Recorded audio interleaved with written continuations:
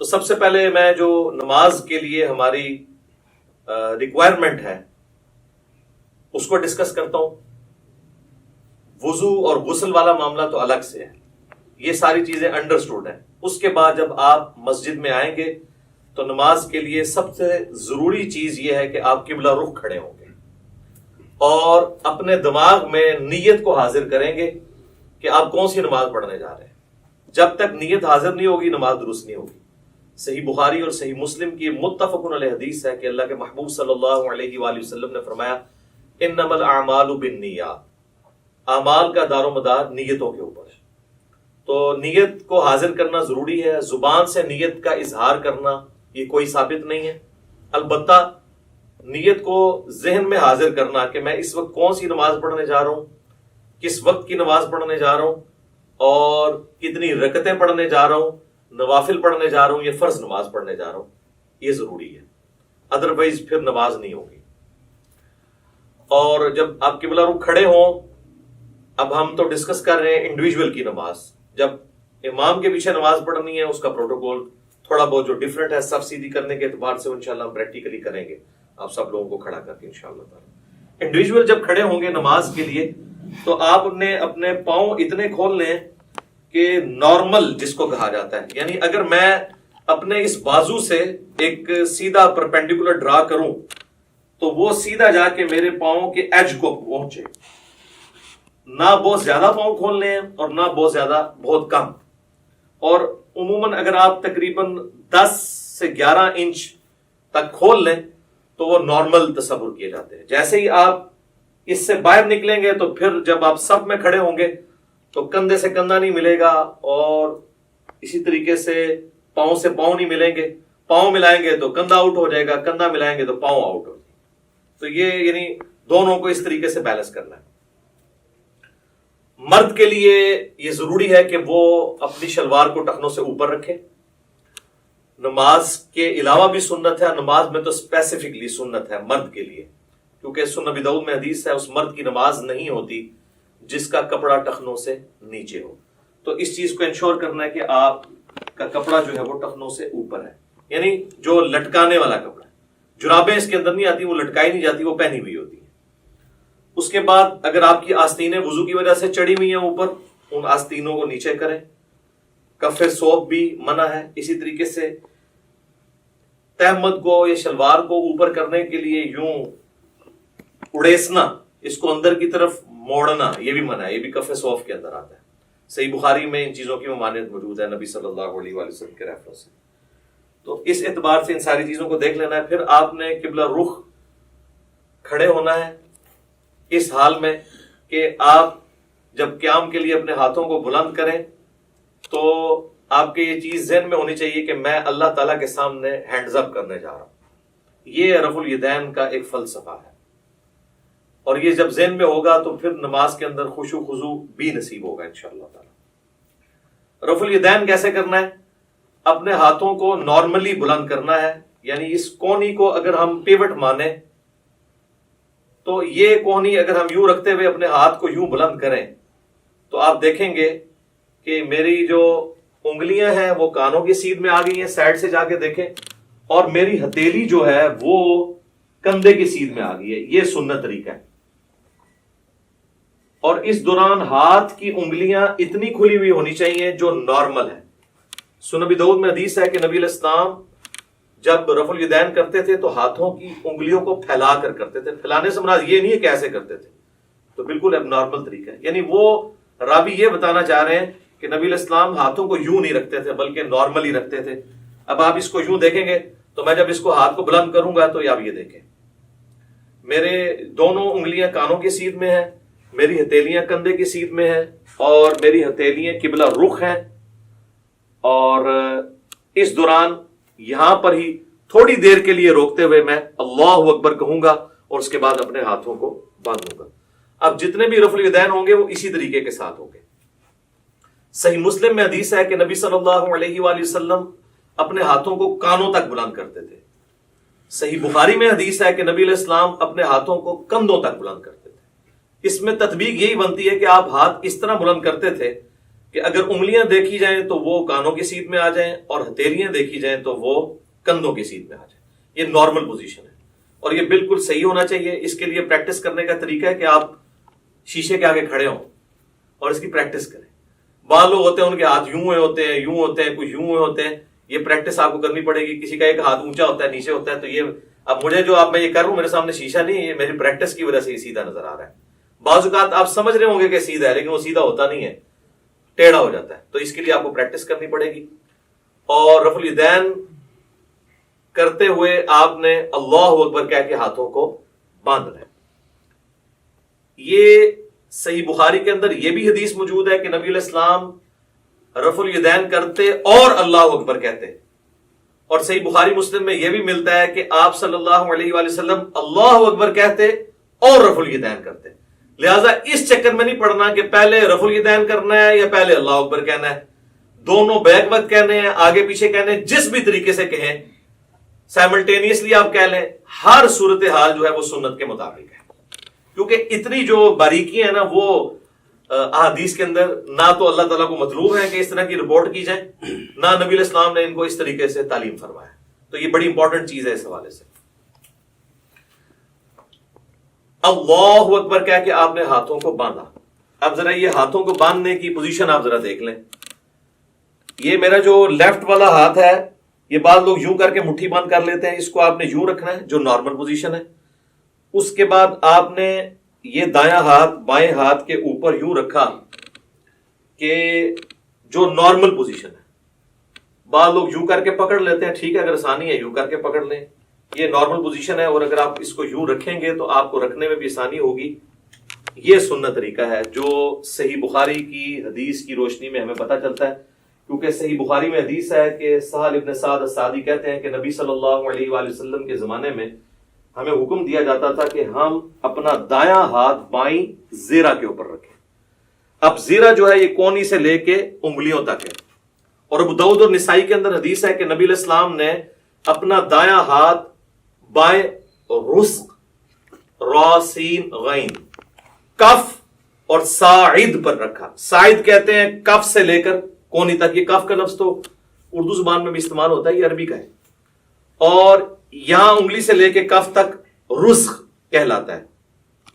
اور اس پورے کو ہم کہتے ہیں زیرہ. اور آپ دیکھیں پرانے زمانے میں جب جنگیں لڑی جاتی تھی تو زیرہ پہنی جاتی تھی, پورے جسم پہ بھی پہنی جاتی تھی. اور اس طرح صحیح مسلم میں اتنا ہی ملتا ہے کہ نبی علیہ السلام نے اپنا دایاں ہاتھ بائیں ہاتھ پر باندھا.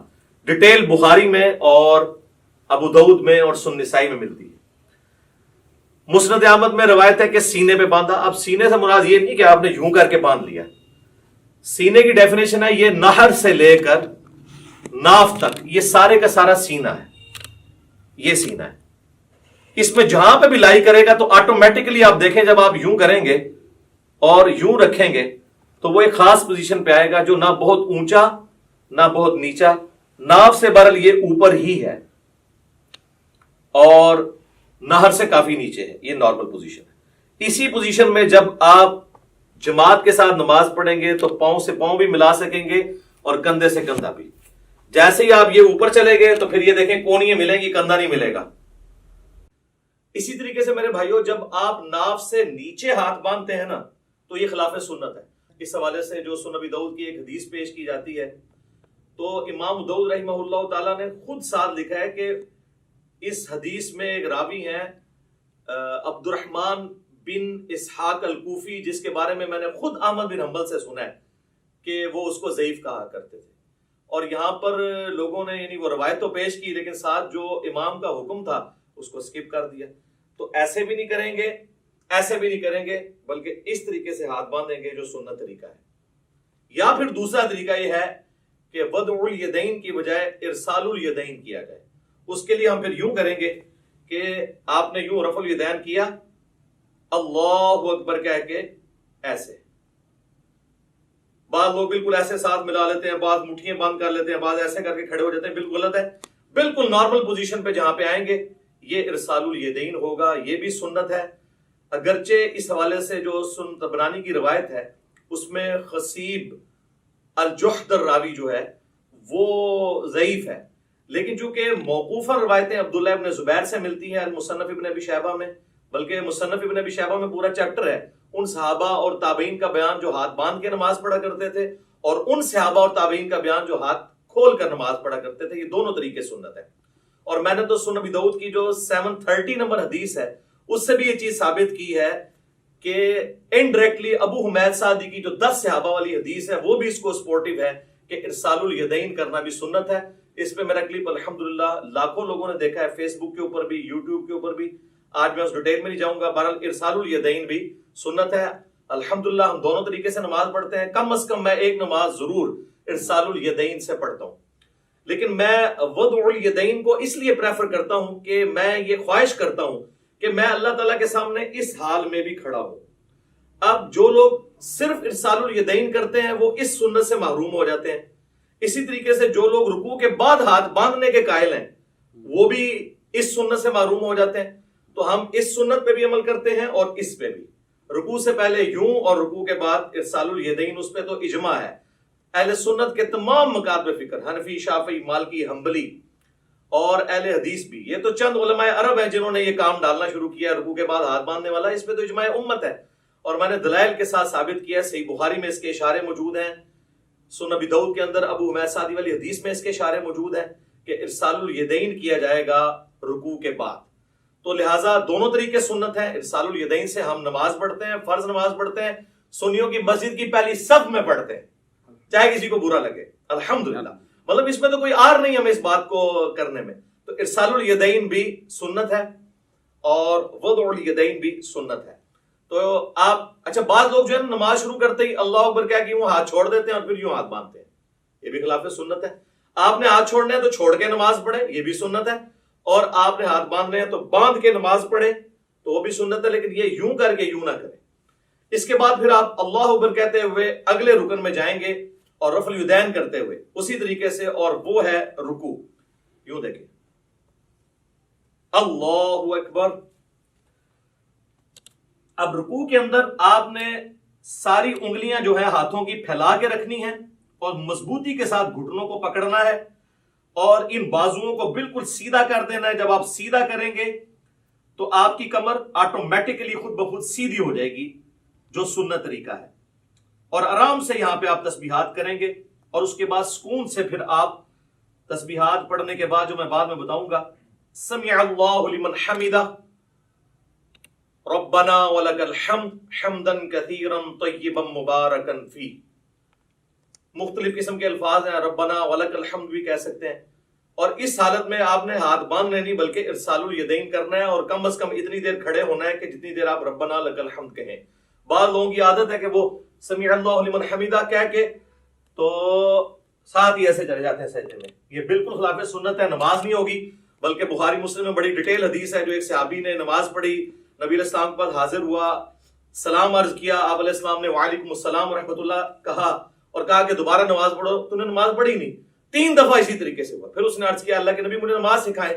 تو آپ صلی اللہ علیہ وآلہ وسلم نے فرمایا کہ سکون کے ساتھ قیام کرو اور پھر قرآن جتنا مقدر ہے وہ پڑھو، اس کے بعد سکون سے رکوع کرو، رکوع کے بعد بالکل سیدھے کھڑے ہو جاؤ یہاں تک کہ ہر ہڈی اپنی جگہ پہ آ جائے. پھر سجدے کے لیے جاؤ اور پھر 2 سجدوں کے درمیان اس طرح بیٹھو کہ ہر ہڈی اپنی جگہ پہ آ جائے. پھر دوسرا سجدہ کر کے بھی بیٹھو اور پھر دوسری رکعت کے لیے کھڑے ہو، یعنی جلسہ استراحت بھی کرو. یہ صحیح بخاری میں 6251 نمبر حدیث ہے جس کے تحت میں سمجھتا ہوں کہ علماء عرب نے جو جلسہ استراحت کو چھوڑ دیا یہ خلاف سنت ہے ان کی نماز. ربنا لک الحمد بھی کہہ سکتے ہیں، اللہم ربنا ولک الحمد بھی کہہ سکتے ہیں، جو بھی وہ انشاءاللہ میں پریکٹیکل جب کروں گا تو آپ کو پتہ چل جائے گا. اس کے بعد آپ نے سجدہ میں جانا ہے اور اس کے لیے سنت یہ ہے کہ آپ نے پہلے ہاتھ لگانے ہیں، اس کے بعد گھٹنے لگانے ہیں. اور نبی علیہ السلام کی حدیث ابو داؤد میں موجود ہے، آپ صلی اللہ علیہ وآلہ وسلم نے فرمایا کہ اونٹ کی طرح مت بیٹھو. اور بعض لوگ کہتے ہیں جی اونٹ تو بیٹھتا ہی اس طرح کہ پہلے ہاتھ لگاتا ہے پھر گھٹنے. تو میں اس پہ اکثر کہتا ہوں کہ نبی علیہ السلام نے اونٹ بٹھایا ہوا ہے، اس میں آگے الفاظ موجود ہیں پہلے ہاتھ لگاؤ بعد میں گھٹنے.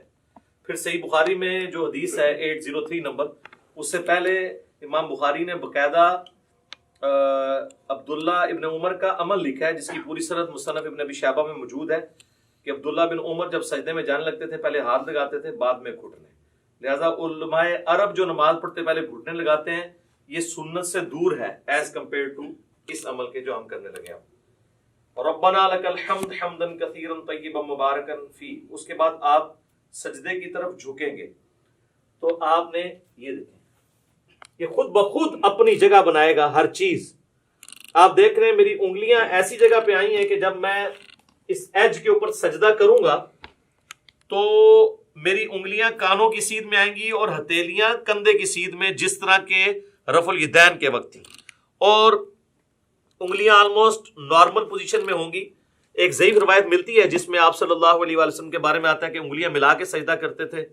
کچھ تابعین کے بارے میں صحیح سند سے بھی ملتا ہے کہ وہ پسند کرتے تھے کہ انگلیاں ملا کے کی جائیں، لیکن اس پہ کوئی مرفوع یا موقوف حدیث اس حوالے سے نہیں ملتی. آپ نارمل پوزیشن میں رکھیں، اتنی نہ کھول دیں کہ یہ قبلہ رخ سے ہٹ جائیں، یہ نارمل پوزیشن میں. اور اگر کسی نے یوں رکھنی ہے تو یوں بھی رکھ سکتا ہے، اس میں ذرا تردد ہوتا ہے، اس میں ہتھیلیاں بھی لگ جاتی ہیں اور آپ آلموسٹ یہ قبلہ رخ ہی ہوتی ہیں انگلیاں. کانوں کی سیدھ میں انگلیاں آ جائیں گی، یعنی کہ یہ دو آنکھوں کے درمیان آپ آنکھوں کی سیدھ میں رکھیں گے، خود بخود کانوں کی سیدھ میں آئیں گی، اور ہتھیلیاں جو ہیں وہ شولڈر کی سیدھ میں. اور پھر آپ نے پہلے ناک لگانا ہے، اس کے بعد ماتھا لگانا ہے.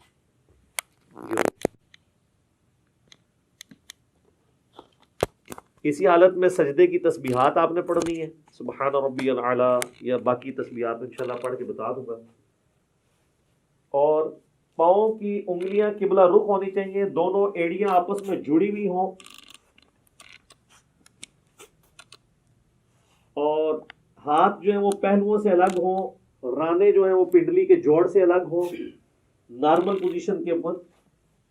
اور ادھر سے اگر یعنی اس میں گیپ بھی موجود ہونا چاہیے. سب سے افضل طریقہ تو یہی ہے کہ تھوڑا اور بڑا کر لیا جائے سجدہ یوں کر کے، لیکن وہ آج کل ہماری صفحے جو ڈیزائن ہے اس میں وہ بڑے والا سجدہ نہیں ہوتا جو بخاری مسلم میں آتا ہے کہ بکری کا بچہ بھی گزر سکتا تھا، وہ اعلیٰ ترین درجہ ہے.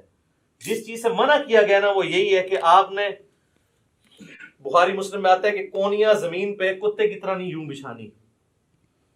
اور ظاہر ہے اس حکم میں مرد و عورت دونوں ہی شامل ہیں نماز کے طریقے کے اعتبار سے. تو اس کو اٹھا کے رکھنی ہے اور پہلوؤں سے الگ رکھنا ہے، پیٹ سے نہ ٹچ کریں، پیٹ جو ہے وہ یہ رانوں سے الگ رہے، اور ران اور پنڈلی کا جوڑ جو ہے یہ الگ الگ رہے. اس حالت میں آپ نے سجدہ کرنا ہے. تو یہ اس کے بعد اللہ اکبر کیا ہے کہ آپ نے جب بیٹھنا ہے تو آپ کی پوزیشن کیا ہونی چاہیے کہ آپ یہ انگلیاں قبلہ رخ ہوں، یہاں پہ بھی نارمل، یوں کرنے کی ضرورت نہیں ہے، نارمل رکھیں جہاں آپ کو آسانی رہتی ہے. اس طریقے سے بھی سنت ہے. صحیح مسلم کے اندر یہ طریقہ بھی آیا ہے اور صحیح مسلم کے اندر یہ طریقہ بھی آیا ہے. یہ دونوں طریقے سنت ہے. یہاں پہ مشہور ہے کہ جی وہ اگر کسی کی انگلیاں یوں نیچے ہو جائیں تو اس کی انگلیاں کاٹ دی جائیں، جبکہ صحیح مسلم میں کہ نبی علیہ السلام جب آخری رکعت میں تورک بیٹھتے تھے، جو میں اینڈ پہ بتاؤں گا، تو اپنے بائیں ہاتھ سے اپنے گھٹنے کو لقمے کی طرح پکڑ لیتے تھے. تو یوں بھی رکھنا سنت ہے، اور جب یوں رکھیں گے تو ابو داؤد میں حدیث ملتی ہے سنن نسائی کے اندر کہ نبی علیہ السلام کی جو یہ زرہ ہے وہ ران کے ساتھ لگ جایا کرتی تھی. آپ یہ دیکھیں لگی ہوئی ہیں دونوں زریں ران کے ساتھ لگی ہوئی ہیں، اور جب یوں رکھیں گے تو پھر یہ ران سے اٹھ جائیں گی. یہ طریقہ بھی سنت ہے، اس میں کوئی فرق نہیں ہے، دونوں طریقے سنت ہیں. یہ دو سجدوں کے درمیان آپ بیٹھیں گے اور اس میں آپ نے جو تسبیحات پڑھنی ہے، رب اغفر لی رب اغفر لی، اس کے علاوہ اور تسبیحات بھی ہیں. بعض لوگ یہاں پہ بھی انگلی اٹھا لیتے ہیں، وہ حدیث بھی کمزور ہے، سفیان ثوری کی تدریس کی وجہ سے. انگلی نہیں اٹھانی، نارمل رکھنا ہے آپ نے. اس کے بعد پھر اللہ اکبر کہہ کے آپ نے دوسرے سجدے میں جانا ہے اور پھر اسی طریقے سے تسبیحات کرنی ہے. ناک بھی لگنا چاہیے، ماتھا بھی لگنا چاہیے، اور زمین کی سختی ہلکی سی معلوم ہونی چاہیے. بالکل نہیں ہوا میں سجدہ ہو رہا ہو، بہتر ہے مٹی والی جگہ پہ ہو تو زیادہ افضل ہے، اور نبی علیہ السلام کو پسندیدہ بھی ہے. باقی چٹائی وغیرہ بھی جائز ہے، میں نے اس کے حوالے سے بھی کافی ویڈیوز ریکارڈڈ موجود ہیں. دوسرا سجدہ کر کے بھی آپ اللہ اکبر کر کے بیٹھیں گے.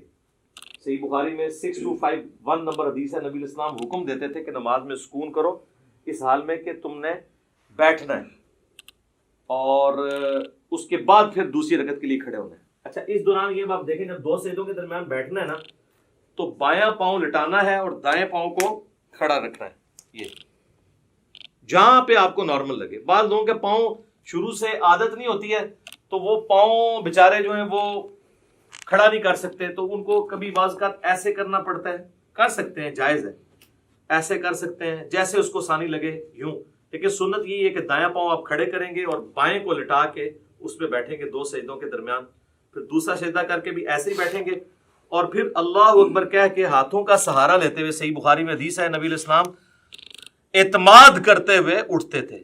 تو اعتماد کرتے ہوئے بعض لوگوں نے یہاں پہ وہ مٹھی بنانے والی وہ ایک کمزور روایت تھی، اس کا سہارا لیا، وہ کمزور روایت ہے۔ نارمل بخاری میں اعتماد، تو اعتماد ویسے ہی ہوگا جیسے عام حالت میں بندہ اٹھے گا، یہ اعتماد کا طریقہ ہے نارمل۔ یوں کرنے سے یہاں پہ نشان بن جاتے ہیں، اور میں نے دیکھا لوگوں کی یہ ساری جگہ کالی ہوئی ہوتی ہیں، تو یہ تو اب ادھر تو آپ قالین پہ کر لیں گے، تو صحابہ کرام تو مٹی کے اوپر نماز پڑھتے تھے، تو کیا حالت ہو جاتی ہوگی اگر یہ والا کام ہو۔ تو وہ ایسے ایسے میں نے دیکھا یوں کر کے کھڑے ہو رہے ہوتے ہیں، اور وہ کہتے ہیں مٹھیوں والی حدیث، وہ تو روایت ہی کمزور ہے۔ بخاری میں واضح ہے کہ نبی علیہ السلام اعتماد کر کے تو دوسری رکعت کے لیے کھڑے ہوتے تھے۔ اور اب جب ہم نے دوسرے سجدے سے سر اٹھانا ہے، اللہ اکبر کہنا ہے، لیکن یہاں بیٹھنا ہے تو کچھ نہیں پڑھنا، بس اتنی دیر بیٹھنا ہے کہ سارے اعضاء اپنی جگہ پہ آ جائیں، اس کے بعد بغیر اللہ اکبر کیے ہوئے یوں کھڑے ہونا ہے، اور پھر ارسال الیدین کر رہے ہیں تو ایسے کھڑے ہو کے اگلی رکعت شروع کرنی ہے، اور وضع الیدین کر رہے ہیں تو اپنے ہاتھ باندھ کے، دونوں طریقے درست ہیں۔ اور پھر دوسری رکعت کو آپ نے اسی طریقے سے مکمل کرنا ہے۔ جب دوسری رکعت میں آپ تشہد میں پہنچیں گے، آپ دیکھ رہے ہیں دوسری رکعت جو ہے رفع الیدین کے بغیر شروع ہوئی ہے۔ جب ہم کھڑے ہوئے ہیں تو ہم نے رفع الیدین کر کے ہاتھ نہیں باندھے، بلکہ ڈائریکٹ ہاتھ باندھے۔ اور رکھتے جتنی ہیں وہ رفع الیدین سے شروع ہوتی ہیں، یعنی طاق رکھتے ہیں، پہلی اور تیسری، دوسری اور چوتھی بغیر رفع الیدین کے شروع ہوتی ہے۔ لیکن جو دوسرے والے رفع الیدین ہیں، رکوع میں جاتے وقت اور رکوع سے اٹھتے وقت، یہ ہر رکعت میں ہوتا ہے۔ ایک اور رفع الیدین بھی ہے جو انس بن مالک سے جز رفع الیدین میں امام بخاری نے نقل کیا ہے 2 سجدوں کے درمیان، تابعین سے بھی ثابت ہے، وہ بالکل ہم جائز سمجھتے ہیں۔ اب اگر کسی نے وہ کرنا ہے، ہمارے اہل تشیع بھائی کرتے ہیں، تو پہلے سجدے سے آپ اٹھیں اللہ اکبر کہہ کے، یہاں پہ بیٹھے رب اغفر لی رب اغفر لی اللہم اغفر لی وارحمنی واہدنی وعافنی وارزقنی، اس کے بعد آپ نے یوں کرنا ہے اللہ اکبر، اور پھر دوسرے سجدے میں جانا ہے۔ تو یہ طریقہ بھی درست ہے کیونکہ صحابہ کرام سے ثابت ہے، لیکن اکثر احادیث سجدوں کے بغیر رفع الیدین والی ہیں۔ یہ اکثر لوگ کہہ رہے ہوتے ہیں سجدوں میں بھی ہے، تو ہم تو سجدوں میں بھی قائل ہیں، میں تو سجدوں میں بھی کر لیتا ہوں، ارسال الیدین سے بھی نماز پڑھ لیتا ہوں، وضع الیدین سے بھی پڑھ لیتا ہوں، تو اس میں کوئی فرق نہیں ہے، جو سنت طریقے ثابت ہے۔ تو دوسری رکعت میں جب آپ بیٹھیں، اگر تو 4 رکعت والی نماز ہے تو پھر آپ یوں ہی بیٹھیں گے جس طرح آپ جلسے کے اندر بیٹھتے ہیں۔ 2 سجدوں کے درمیان جو بیٹھنا ہے وہ جلسہ کہلاتا ہے، جس طرح رکوع کے بعد کھڑے ہونا قومہ کہلاتا ہے۔ تو یوں کر کے بیٹھیں گے، اسی طریقے سے یہ پاؤں کھڑے ہوئے ہوں گے، اور یہاں پہ آپ تشہد پڑھیں گے، اور تشہد بیٹھتے ہی آپ نے اپنی انگلی بلند کر لینی ہے۔ صحیح مسلم میں 4 حدیث ہیں رفع سبابہ کے اوپر، یعنی انگلی کو بلند کرنا۔ اس میں سنت طریقہ یہ کہ آپ نے یہ درمیان والی انگلی اور انگوٹھے کا یوں ہلکا بنانا ہے ایسے کر کے، اور ابو داؤد میں الفاظ ہے کہ نبی علیہ السلام جب انگلی اٹھاتے تھے ہلکی سی جھکی رکھتے تھے، یہ ایسے کر کے نہیں اٹھانی، اور مسلسل تشہد میں بیٹھتے ہی اس کو اٹھا لینا ہے، اور اگر آخری تشہد میں ہے تو دعاؤں میں پہنچ کے اس کو ہلکی ہلکی یوں حرکت بھی دینی ہے۔ یہ بھی ثابت ہے، اور صحیح مسلم میں عبداللہ ابن زبیر جو نقل کر رہے ہیں وہ صرف اشارے کو نقل کر رہے ہیں، حرکت کو نہیں کر رہے، تو بغیر حرکت کے بھی اشارہ تھرو یوں کرنا یہ ثابت ہے۔ یہ طریقہ بھی ثابت ہے انگلی اٹھانے کا، اور ایک یہ طریقہ بھی ہے انگوٹھے کو اس جڑ میں رکھ کے یوں کر کے، اس کو کہتے ہیں وہ 53 کا عدد بنانا، یہ بھی طریقہ ٹھیک ہے۔ یہ دونوں طریقے ٹھیک ہیں۔ یہ عمومی طریقہ احادیث کے اندر رپورٹ ہوا ہے، چاہے یہاں پہ رکھیں چاہے یہاں پہ رکھیں، دونوں طریقے درست ہوں گے تشہد میں۔ اور یہ میں درمیان والے تشہد کی بات کر رہا ہوں جو 2 رکعتوں کے بعد ہے، جب آپ 4 رکعت پڑھ رہے ہو تو محمد عبدہ و رسولہ تک پڑھ کے ساتھ دروشی بھی پڑھ لیں تو افضل ہے۔ وہ مسند احمد میں حدیث موجود ہے کہ آپ تشہد کے بعد بھی کھڑے ہو سکتے ہیں۔ سنن نسائی میں، صحیح مسلم میں موجود ہے کہ نبی علیہ السلام جب 9 رکعت وتر پڑھا کرتے تھے تو 8ویں رکعت میں بیٹھتے، تشہد پڑھتے، دروشی پڑھتے، اس کے بعد دعائیں پڑھتے، اور پھر آپ صلی اللہ علیہ وآلہ وسلم کھڑے ہوتے تھے 9ویں رکعت کے لیے، تو درمیان والے تشہد میں پڑھ سکتے ہیں۔ بہرحال اس میں جب آپ کھڑے ہوں گے دروشی پڑھنے کے بعد اللہم صلی علی محمد وعلی آل محمد اتنا بھی پڑھ لیں تو کافی ہے۔ یہ بھی سنن نسائی میں 1293 نمبر 1293 نمبر حدیث ہے، نبی اسلام نے یہ مختصر درود شریف بھی تعلیم فرمایا۔ تو اللہ اکبر کہہ کے جب کھڑے ہوں گے تو زمین پر اعتماد کریں گے یوں، اور اٹھتے وقت پہلے گھٹنے اٹھائیں گے، اس کے بعد آپ ہاتھوں کو اٹھائیں گے۔ جاتے وقت ہاتھ پہلے لگاتے ہیں، گھٹنے بعد میں، اور اٹھتے وقت اس کو اس طریقے سے آپ ریورس کرتے ہیں۔ یعنی دوسرے الفاظ میں جو کچھ آپ نے بچپن سے سیکھا ہے تقریباً اس کے الٹ ہی کرتے ہیں آپ۔ پہلے گھوڑے لاندے نے پھر ہاتھ لاندے نے، تو اس طرح ذرا آسانی سے سمجھ آ جائے گا۔ اسی کو ہم نے عرض کیا ہے کہ مرنے سے پہلے ہے مسلمان کر لے اس پہ غور، کتابوں کا خدا اور ہے، بابوں کا خدا اور۔ اچھا لوگ بڑا پراپوگنڈا کر رہے ہیں اس نے 2 خدا کر دی ہیں۔ 2 خدا نہیں ہم نے کیے ہیں، ہم نے یہ بتایا کہ اس خدا کا تعارف جو آپ نے کروایا ہے وہ نہیں ہے جو نبی اسلام نے کروایا۔ وہ تو میں نے کلیریفائی بار بار کیا، ان کو بھی خیر سمجھ ہے۔ تو یہ کتابوں کی نماز آپ کو سکھا رہے ہیں جو نبی اسلام نے امت تک، صحابہ، اہل بیت، تابعین، تبع تابعین کے ذریعے ہم تک پہنچائی ہیں الحمدللہ۔ اچھا اب چونکہ تیسری رکعت ہے تو تیسری رکعت میں جب ہم زمین پہ اعتماد کر کے کھڑے ہوں گے تو آپ اللہ اکبر، یہاں سے کھڑے ہوتے ہی آپ نے اللہ اکبر کہنا ہے، یعنی اللہ اکبر۔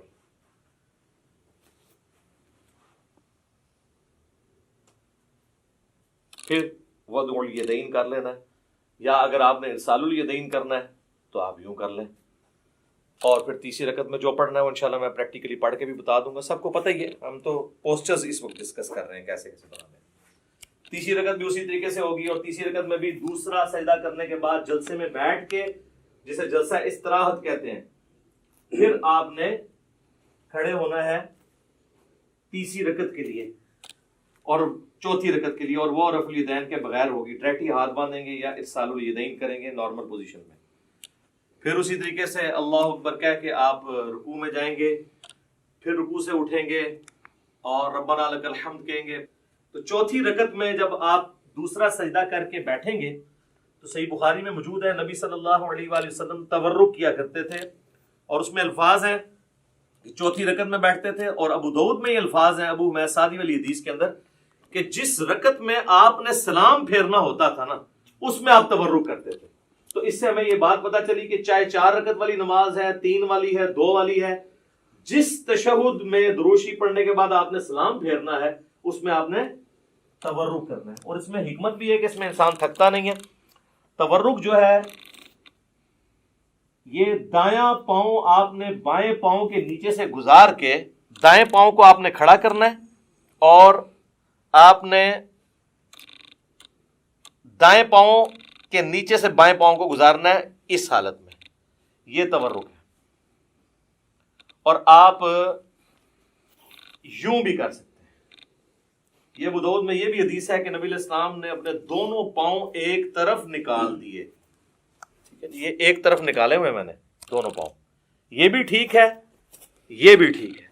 اس میں حکمت یہ ہے کہ جب آپ یوں بیٹھتے ہیں نا تو آخری تشہد تو چونکہ نبی علیہ السلام کا بہت زیادہ دعاؤں پہ ہوتا تھا، لمبا ہوتا تھا، اس میں آپ تھکتے نہیں ہیں۔ اس طرح بیٹھیں گے تو تھوڑی دیر کے بعد آپ کو تھکاوٹ محسوس ہونا شروع ہو جاتی ہے، الا یہ کہ بہت پتلا بندہ اس کو تو فیل نہیں ہوتا۔ تو یہ درمیان والا تشہد ہے اور یہ آخری تشہد ہے، چاہے وہ فجر کا ہو، مغرب کا ہو، عشاء کا ہو، آخری تشہد اس طریقے سے ہونا ہے۔ اور اس میں بھی آپ نے اس طرح انگلی اٹھا کے رکھنی ہے، تشہد میں مسلسل انگلی اٹھانی ہے۔ یہ جو کہتے ہیں اشہد ان لا الہ پہ اٹھاؤ، الا اللہ پہ گرا دو، یہ کوئی ثابت نہیں ہے، یہاں پہ رکھیں، یہ بھی سنت ہے۔ اور یہ صحیح مسلم میں الفاظ ہیں کہ نبی علیہ السلام جب تشہد میں بیٹھتے تو اپنا دایاں ہاتھ جو ہے وہ دانے گھٹنے کے اوپر بائیں گھٹنے پہ رکھ کے اس کو لقمے کی طرح پکڑ لیتے، جو آپ کے بابوں نے آپ کو سکھایا کہ جس کی انگلیاں نیچے ہوں انگلیاں کاٹ دی جائیں۔ اور یہ وہ سنت ہے جو صحیح مسلم کے اندر ہے۔ ہر شے پٹھی دسی تمہیں، پھر کہتے ہیں ساڈے بابے نو کچھ کہتا ہے، اور کیوں کہاں میں نیوٹن نو کہاں، جنہوں نے کام پایا انہوں نے کہنا ہے نا۔ یہ بھی سنت ہے، یہ صحیح مسلم میں یہ بھی سنت آئی ہے، اور یہ مسلسل اٹھا کے رکھنی ہے۔ اور ابو داؤد میں، نسائی میں آتا ہے کہ جب آپ دعاؤں میں پہنچتے تھے نا تشہد کے اینڈ پہ درود شریف کے بعد تو ہلکا ہلکا اسے یوں حرکت بھی دیتے تھے. اور اس کے بعد جب آپ پورا تشہد دعائیں مانگ لیں گے پھر آپ نے دائیں اور بائیں سلام پھیرنا ہے. اس میں جو امام مسجد حضرات ہیں وہ تو سلام یہی پھیر ہوتے ہیں السلام علیکم ورحمۃ اللہ, اور دوسرا سلام ادھر کرتے ہیں السلام علیکم ورحمۃ اللہ. یہ بالکل خلاف سنت ہے. آپ نے دائیں طرف والے نمازیوں کو بھی اور فرشتے ہوں تو ان کی طرف بھی سلام بھیجنا ہے. تو اس کے لیے طریقہ یہ ہے کہ آپ نے پوری گردن موڑنی ہے یوں کر کے السلام علیکم ورحمۃ اللہ, السلام علیکم ورحمۃ اللہ. اچھا عربیوں کو ایک بڑا مسئلہ ہے. اچھا السلام علیکم ورحمۃ اللہ وبرکاتہ بھی ثابت ہے ابو داؤد کے اندر, دونوں طریقے درست ہیں. عربی جو ہے نا ہمارے اجمی لوگوں کو نا, وہ چونکہ امام کے پیچھے ہم لوگ تو عادت ہے نا کہ امام جب پہلا سلام پھیرتا ہے نا تو جب وہ رحمت اللہ پہ پہنچتا ہے تو ہم پہلا پھیرتے ہیں, پھر وہ دوسرے کے رحمت اللہ پہ پہنچتا ہے تو ہم دوسرا پھیرتے ہیں. عربی کیا کرتے ہیں کہ وہ انتظار کرتے ہیں کہ امام دونوں طرف پھیرے السلام علیکم ورحمۃ اللہ, السلام علیکم ورحمۃ اللہ, اور اس کے بعد وہ پھیرتے ہیں. آپ نے دیکھا وہ عرب کے ٹی وی پہ بھی جب آپ کو آواز آ رہی ہوتی ہے اس کی مکبر کی پیچھے سے, تو اور وہ یہ سمجھ رہے ہوتے ہیں کہ ہم صحیح طریقے پہ چل رہے ہیں, دونوں طریقے درست ہیں کیونکہ آپ ہے تو پیچھے ہی ہے نا. جب پہلا سلام پھیرا اس کے بعد ہی آپ نے بھی پہلا پھیرا نا, تو یہ نہیں کہ پورا پھیرے. اگر اس طریقے سے بھی کوئی کرنا چاہتا ہے وہ بھی ٹھیک ہے. یہ خام خواہ لوگوں پہ فتوے لگانا کہ وہ امام سے آپ آگے نکلے, امام سے کب آگے نکلے؟ امام نے السلام علیکم ورحمۃ اللہ کہا اس کے بعد ہی ہم نے کہا, اور امام نے جب دوسرا پھیرا اس کے بعد ہی ہم نے کہا. وہ تو حدیث ہے بخاری مسلم میں کہ جو امام سے پہلے رکوع سے سر اٹھائے تو اسے ڈر جانا چاہیے کہ اللہ تعالیٰ اس کا سر جو ہے وہ گدھے کا نہ بنا دے. پوسچرز میں آپ نے امام سے پہلے کوئی کام نہیں کرنا. باقی جو بیچ میں پڑھنا ہے وہ آگے پیچھے ہو سکتا ہے, وہ تو نہ آپ سن رہے ہوتے ہیں اس کی نہ وہ آپ کی سن رہا ہوتا ہے. کئی بار ہم تشہد ختم کر کے بیٹھ جاتے ہیں, امام کا تشہد ختم ہی نہیں ہوتا, اس میں آگے پیچھے ہو سکتا ہے. پوسچرز نہیں آپ آگے پیچھے کر سکتے. اور دیکھیں اللہ نے نماز میں کیا برکت رکھی ہے کہ نماز میں مسلمانوں کی یونٹی ہے. کوئی فرقہ بھی دوسرے کے پیچھے نماز پڑھ سکتا ہے کیونکہ بیسک سٹرکچر سب کی یہی ہے 4 رکعتوں میں. پہلے قیام, قیام کے بعد رکوع, رکوع کے بعد کھڑے ہونا, اس کے بعد سجدے میں جانا, 2 سجدوں کے درمیان بیٹھنا. اور ایون سنی شیعہ کی کتابیں تو متفق ہیں, شیعہ بھی جو ہے وہ جلسہ اس طرح آتی ہے یعنی دوسرے سجدے کے بعد بیٹھ کے اٹھتے ہیں, اور اہل سنت بھی جو کتاب و سنت کے فالوورز ہیں وہ اسی طریقے سے اٹھتے ہیں. بہرحال کوئی ڈائریکٹ اٹھے یا اس طریقے سے اٹھے, دونوں طریقوں میں وہ ایک فرقے والا دوسرے فرقے والے امام کے پیچھے نماز پڑھ سکتا ہے. یہ اللہ نے نماز کی حفاظت کی ہے. نماز کی بیسک سٹرکچر میں کوئی فرق نہیں ہے. ورنہ تو یہ ہوتا کہ شیعہ کے قیام کا وقت ہے, آپ کے رکوع کا وقت آ جائے تو پھر کس طرح ایک دوسرے کے پیچھے پڑھ سکے نماز. تو یہ اللہ تعالیٰ نے کم از کم بیسک سٹرکچر جو ہے, باقی جو چھوٹی موٹی چیزیں ان پہ اختلاف ہو سکتا ہے, بہتری کی طرف جانا چاہیے. تو یہ میں نے آپ کو ایک بلو پرنٹ پیش کر دی ہے, قیام کیسے کرنا ہے, رفع الیدین کیسے کرنا ہے, اور اسی طریقے سے سجدہ کیسے کرنا ہے, 2 سجدوں کے درمیان بیٹھنا کیسے ہے, کون کون سی چیز پہلے لگانی ہے, کون سی بعد میں, کیسے سہارا لے کے اٹھنا ہے, انگلیاں کیسے رکھنی ہے, ساری چیزیں بتا دی ہیں.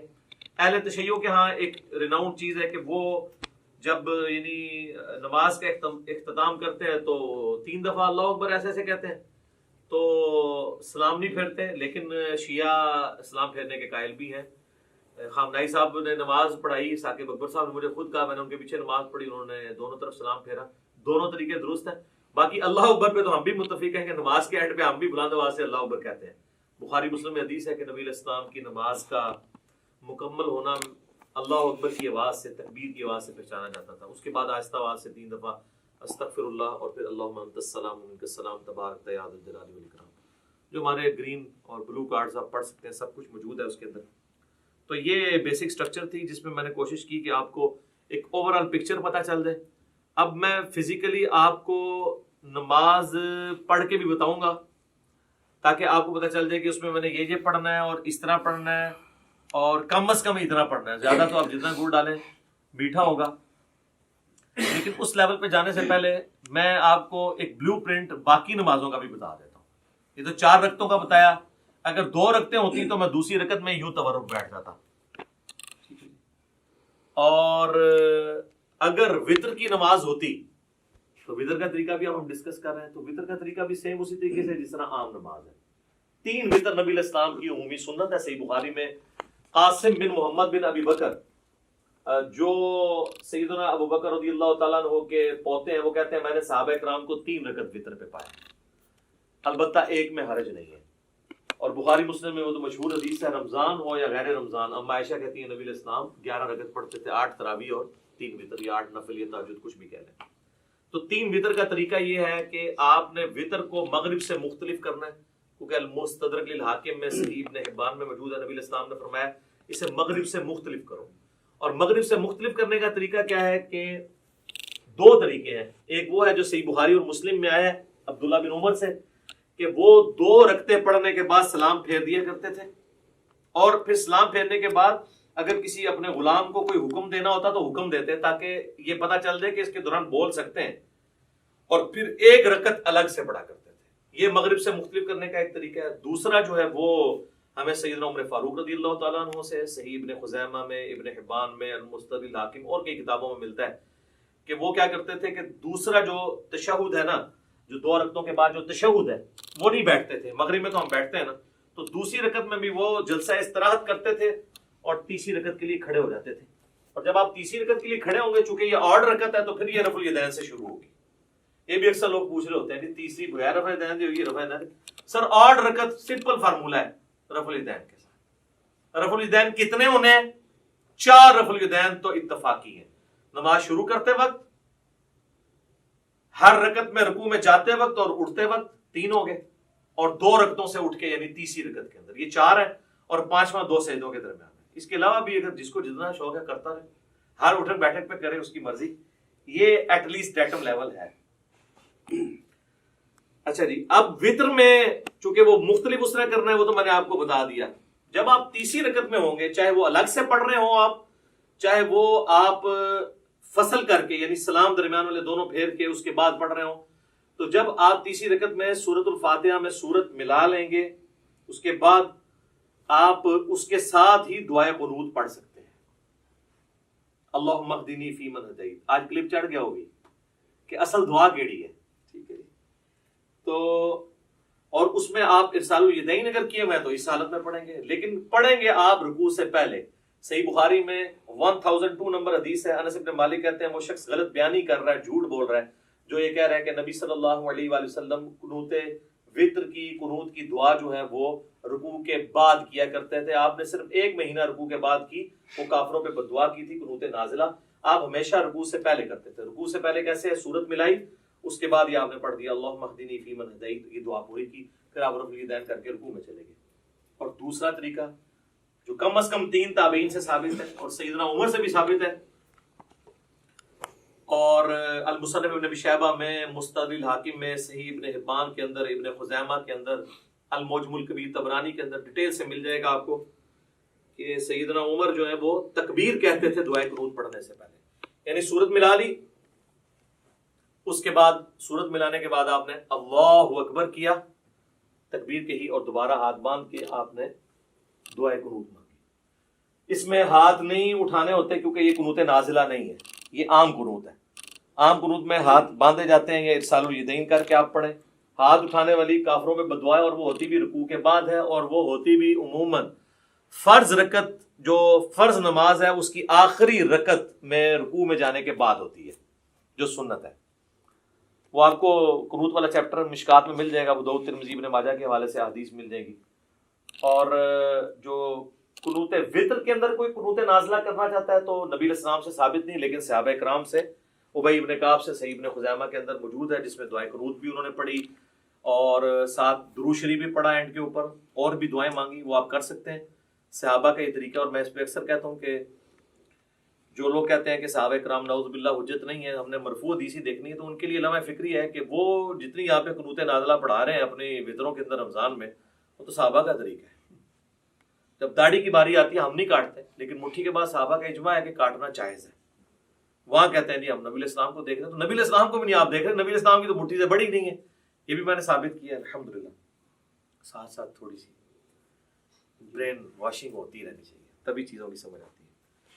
تو اللہ اکبر کہہ کے ارسال الیدین کیا یا ہاتھ باندھے اور آپ نے دعائے قنوت پڑھی، اس کے بعد اللہ اکبر کہہ کے دعائے قنوت کے بعد روشی بھی پڑھنا ہے، اور پھر آپ نے وہ پورا کیا۔ اب چونکہ چاہے آپ نے فصل کیا ہوا ہے درمیان میں 2 پڑھ کے سلام پھیرے ہوئے ہیں یا آپ نے 2 کے بعد آپ کھڑے ہوئے ہیں، دونوں صورتوں میں تیسری رکعت تو آپ کی وتر کی آخری ہوگی، اس میں پھر آپ تورک کی بیٹھیں گے.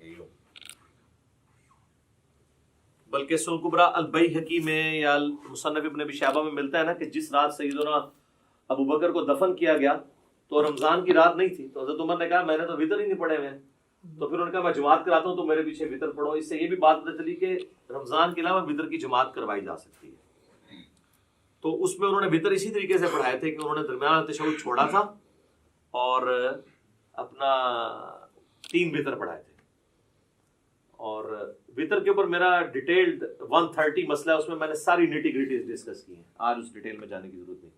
نماز وتر بھی کمپلیٹ ہوگی تھی، کوئی چیز ہے تو نہیں کہ نماز وتر کے حوالے سے